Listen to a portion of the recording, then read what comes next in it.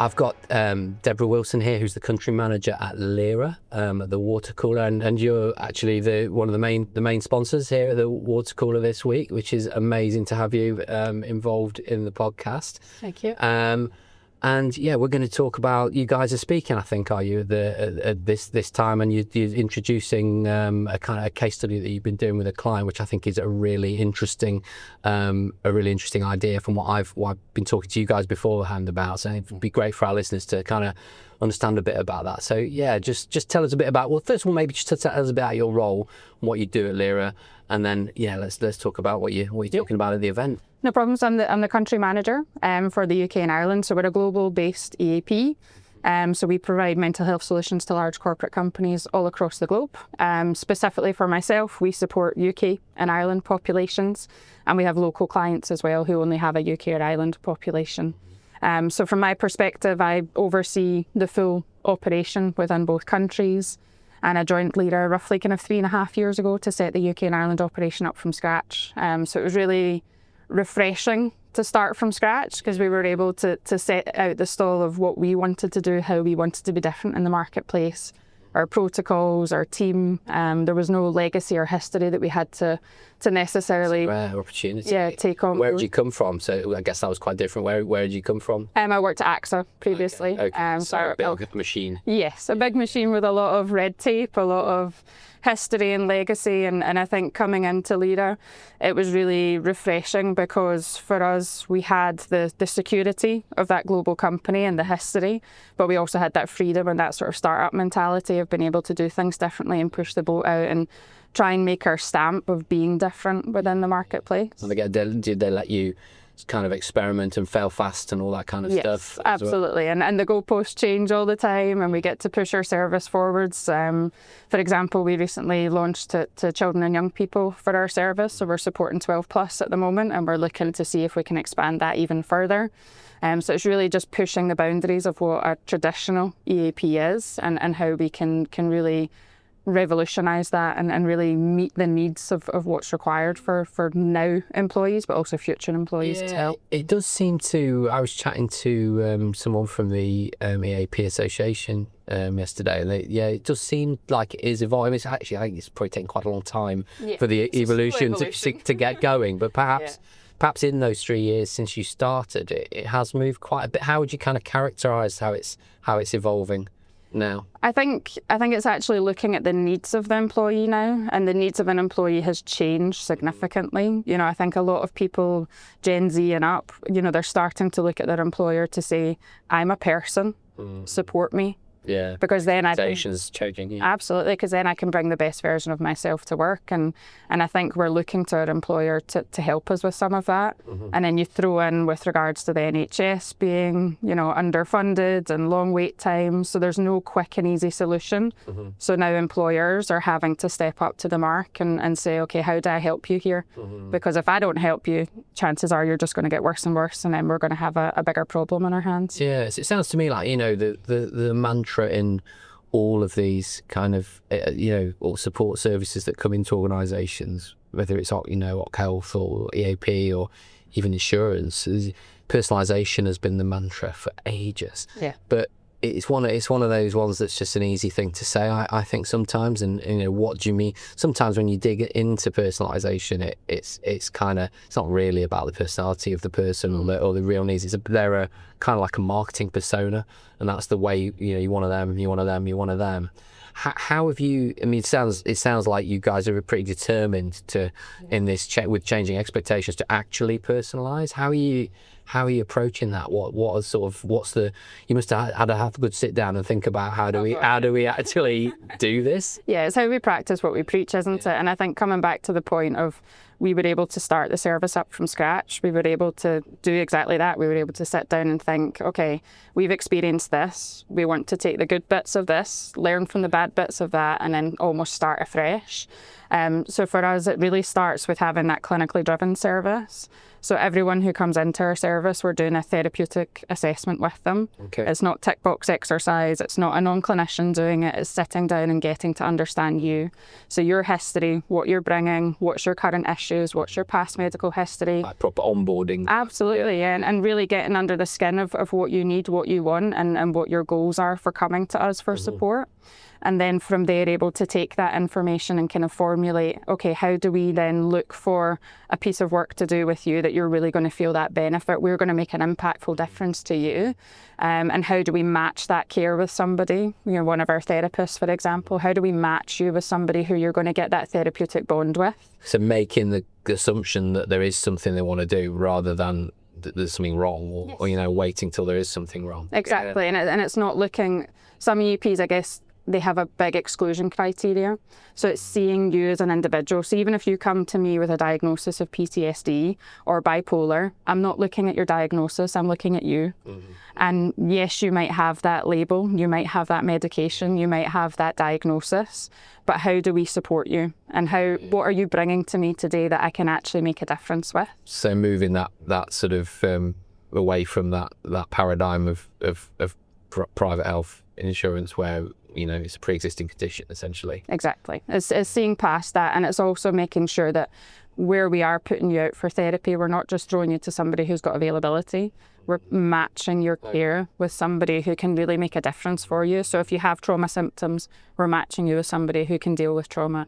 If you are going through an identity crisis, for example, we're matching you with somebody who either can relate to that in some way, shape or form, or has experience of working with people with that, and asking you what you want. What do you want? What do you need? What are your goals? And who do you feel that you would bond most with? So giving you your voice and giving you your autonomy in your care, but then helping us guide and shape that for you as being the experts. Interesting. Yeah. And I mean, I guess that must be quite an interesting, this is my sort of head as a former business MD coming in. That must have been quite a marketing challenge for you in a way, because it seems like you are actually doing it. Yeah. But a lot of other people are saying that they're actually doing it. Yeah. So how have you got that? How have you made that cut through, if you like? I think it is a challenge, but for me, actions always speak louder than words. So it's trying to bring it to life in real life case studies, and able to say, you know, if you go to another provider and say, okay, I've got bipolar, how would you cope with me? You know, what would you do with me?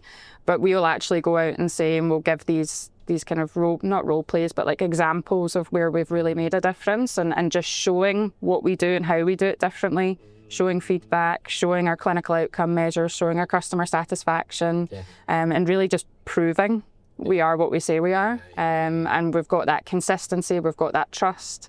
And you're doing like do you do sort of smaller pilots inside organisations so that the word spreads inside the client? We do pilot a few different ways of working. So I know you wanted to touch on the work that we're doing with one of our big clients at the moment.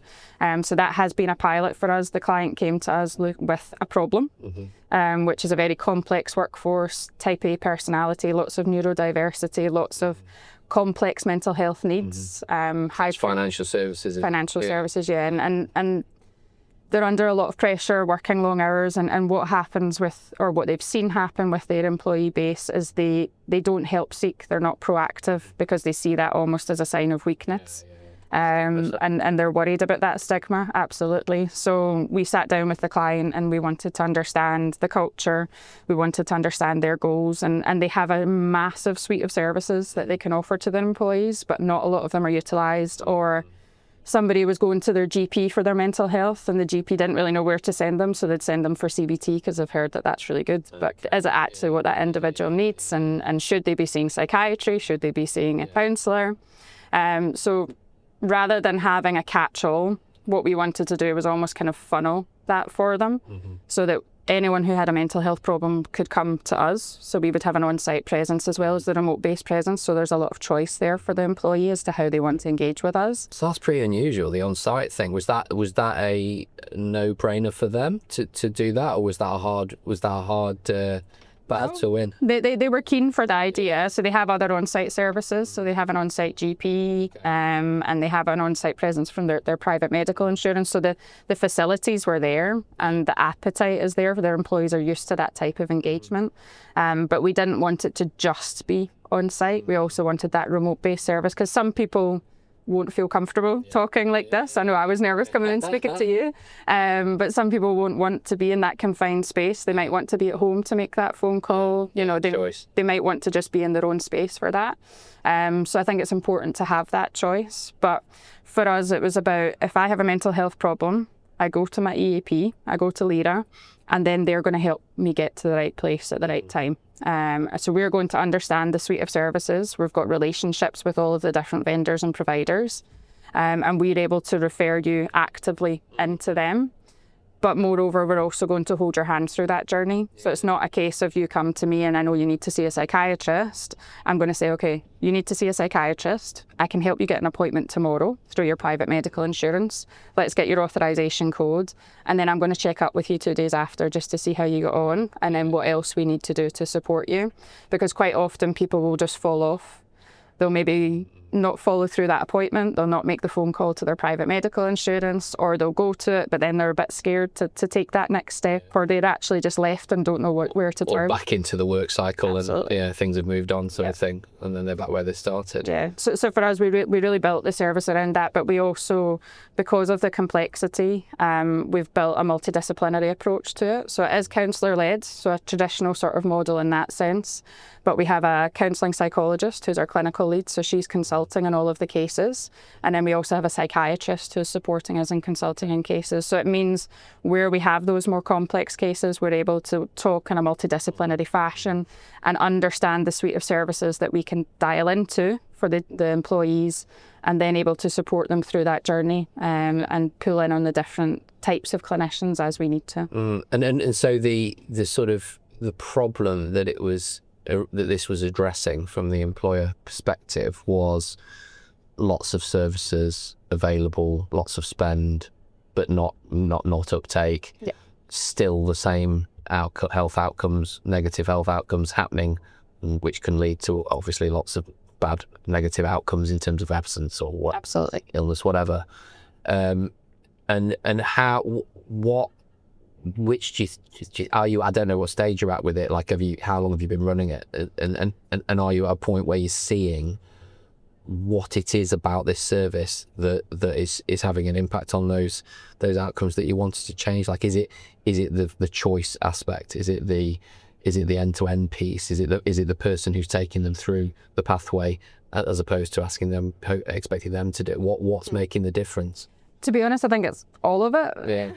Yeah. I think the fact that they know they can go to one place to then be handheld through the process. Yeah. We've seen an uptake in utilisation in that way. We've also had amazing feedback in the sense that we're able to connect them into even complex care very quickly, and that they feel supported through that, because quite often they just feel left and exposed and not really sure where to turn after that. So like, if we think about somebody who we supported just the other week, actually, he came in, he was in crisis, he didn't know what to do, where to turn. So he came in, spoke to the counsellor. So we did some safety and stabilisation with them, do some containment, some crisis management. And then we did a follow-up session, and we got them in with a psychiatrist the following day. And then we're having a follow-up with him next week, to make sure that we're seeing through that care pathway for them. Whereas historically, he'd probably have gone off sick, maybe even left the company because he was very unhappy in the workplace because he didn't know what to do, where to turn, and he just felt all of this pressure on him, and that's what led to that sort of crisis break. But now, he's going to get on medication, which is ultimately what he needed to do. And he's also feeling supported in that. And then we can give him some counselling sessions to get him back into the workplace when he's ready to do that and feel supported.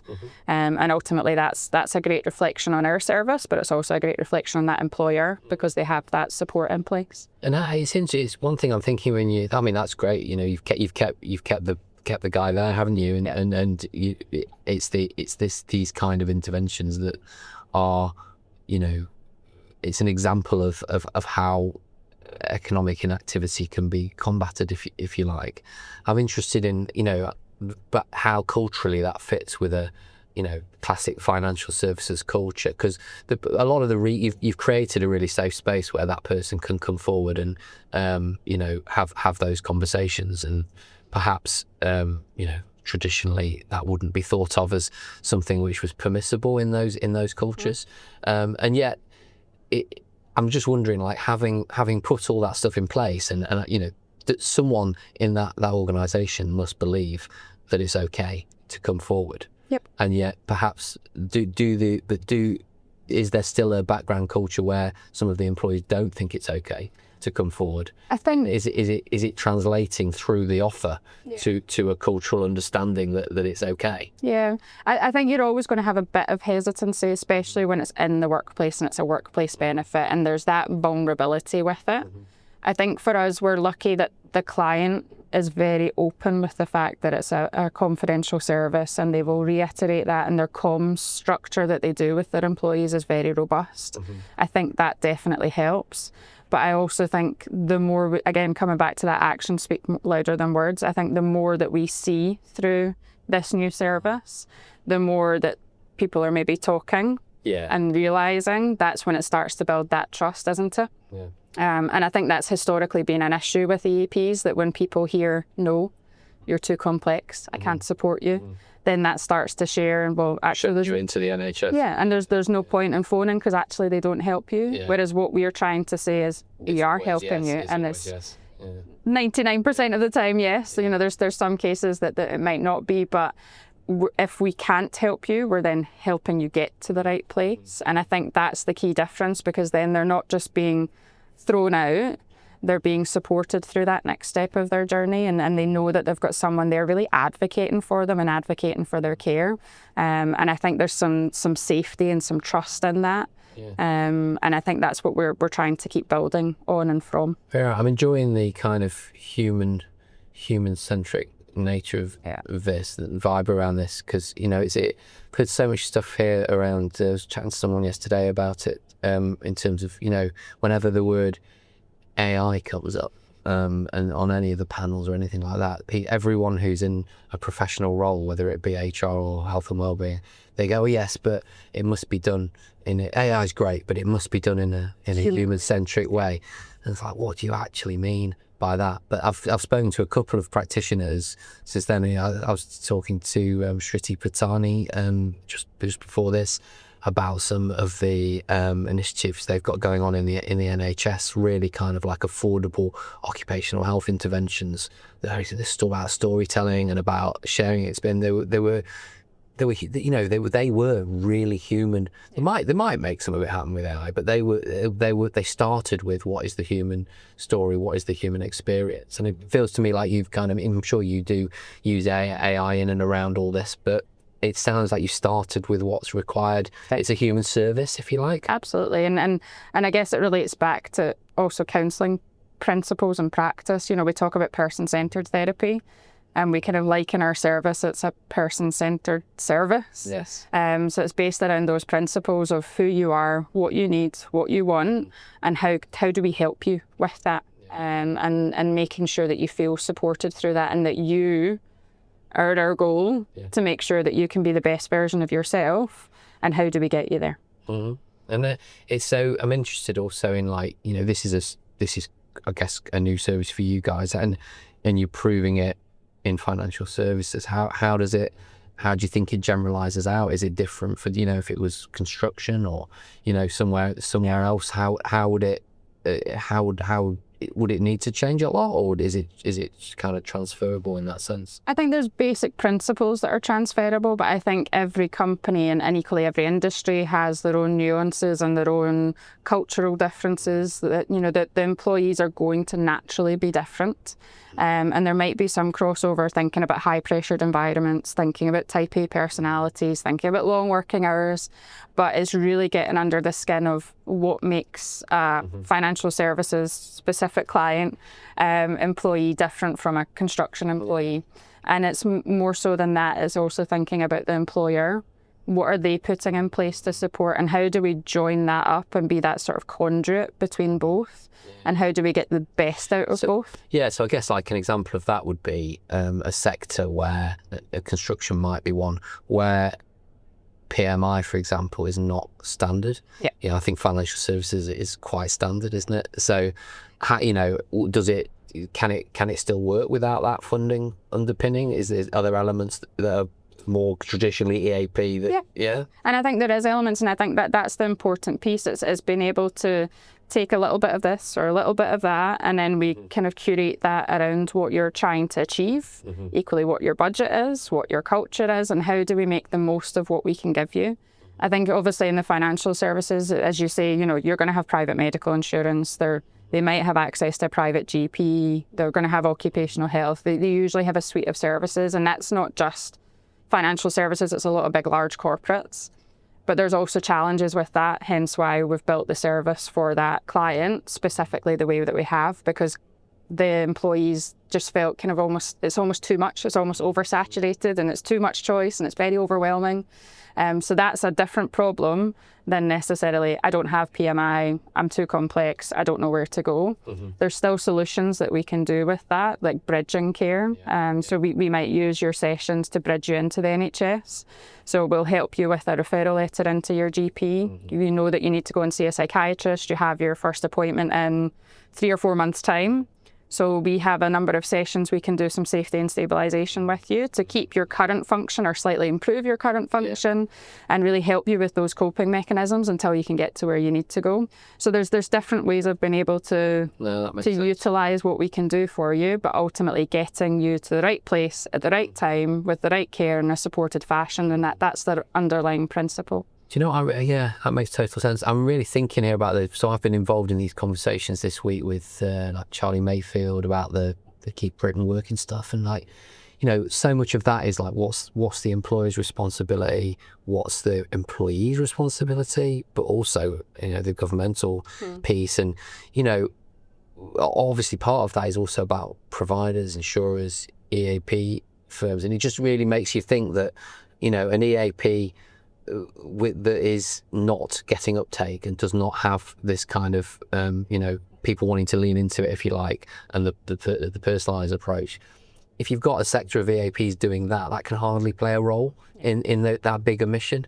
Whereas if you have a bit like this, you can see how, you know, as you say, you don't have to have PMI to be using that helping hand to get you towards this stuff. And yeah, it might be majority NHS, but there's a part there that is covering some of these gaps. That is why we're on this trajectory of economic inactivity going up and up and up. Exactly. And something needs to change somewhere. And it feels to me, I don't know, I mean, you guys must have think it's market making type stuff, right? Those conversations that are happening in government and the reviews that create the landscape for it. You must be thinking about kind of the role you can play in that journey. No, absolutely. And to be honest with you, I feel that we are already doing that in some capacity, and it's how we carry that forward. But it's based on those principles of partnering with your client. It's not just that you pay me, I go away, I do the service. It's really understanding each other. It's building that trust. It's how we can actually use our service to make a difference. And coming back to your point of all the different players, it's that shared responsibility. It's not you're the employer, so therefore your employee is your responsibility. No, we're all coming to the table to support that employee and their family. Let's not forget about them either. And there is a bit of a thing there about the government defining the vision for that landscape. So that a lot of the language that's being used is about, you know, a participation, like, you know, we want a participatory workforce culture, basically, where as many people, it's not just about inclusion, but it's about people actively being able to participate in it. And if that's the vision that a government is setting, then we can all do our bit towards that. But I think I was asking Dame Carol Black about what the best outcome would be from this, from her experience of doing the fit note and looking at this review. And, you know, that's the sort of thing that she was saying, you know, a clear vision with clear constituent parts, so everybody can start to lean into it. And we all know our responsibility. We're all bought into it, and we all care for the right reasons. I think that's a big differentiator as well. No, very good. Well, listen, we're coming to the end of our time, and that has been a really interesting and valuable contribution to this. So I thank you for that, and you hope you have a good rest of the event. Great, thank you so much. Appreciate it.